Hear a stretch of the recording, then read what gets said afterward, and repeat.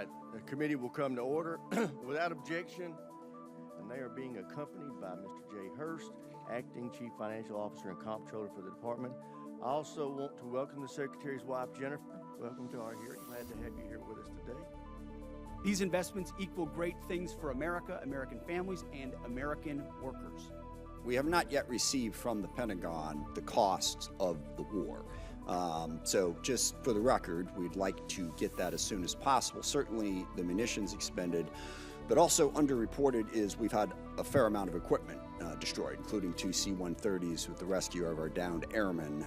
So do you have either A, a cost estimate coming to us anytime soon, or B, a specific supplemental request? Thank you for that question. So approximately at this day, we're spending about $25 billion on Operation Epic Fury. Most of that is in munitions. There's part of that is obviously O&M and equipment replacement. We will formulate a supplemental through the White House that will come to Congress once we have a full assessment of the cost of the conflict. So you're saying the full cost at this point is $25 billion? Yeah, that's our estimate for the cost. Okay, interesting, because I'm glad you answered that question, because we've been asking for a hell of a long time and no one's given us the number. So if you could get those details over to us, that would be great. Mr. Secretary, you mentioned the nuclear aspect of Iran and the war. And it is worth noting that every president prior to this one, including President Trump in his first term, also prevented Iran from getting a nuclear weapon without actually having to go to war in Iran. So we need to keep that in mind. But also, since the war started, Iran's nuclear arsenal has not been weakened in any way. And at the moment, in negotiations, what Iran is saying, basically pay us to open up the strait. That's their position, which is completely untenable. I agree. It's worth noting, of course, that the strait was open before the war started. Now we're negotiating to get back to status quo. And Iran's most recent offer is to say, we'll talk about nukes later. So what is the plan to actually turn all of this lethal kinetic action into an improvement in the nuclear situation? Because we haven't gotten there yet. Play it out for us. How does that happen? How does it actually lead to that result?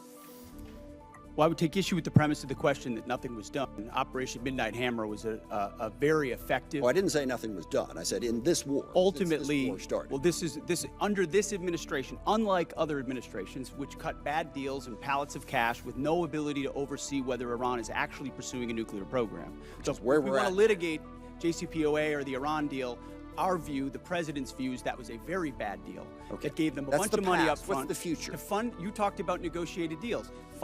Allowed them to fund their proxies and spread Hamas and Hezbollah all around the region, build up nuclear capabilities. That's great. What are we going to do now? President Trump has been clear-eyed, from the killing of Qasem Soleimani to the pulling out of the Iran deal to Midnight Hammer and now to this effort to recognize that you have to stare down this kind of enemy who's hell-bent on getting a nuclear weapon and get them to a point where they're at the table giving it up in a way that so they never have it. So they haven't broken yet.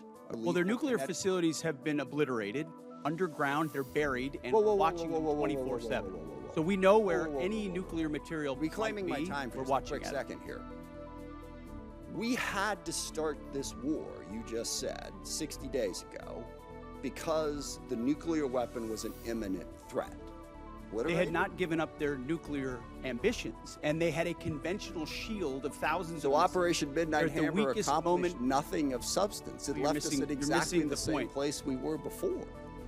So much so their that facilities we had to were start a bombed war. and obliterated. Their ambitions continued, and they're building a conventional shield. All right, of let me missiles. try again. It's the North Korea strategy. You know this very well. The North Korea strategy was use conventional missiles to prevent anybody from challenging them so they could slow walk their way to a weapon.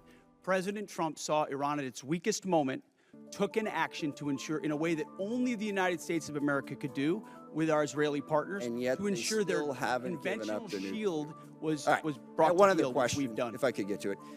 So we are now going to stand in recess to the end of this vote. I expect it to take 20 to 25 minutes, but we are now in recess.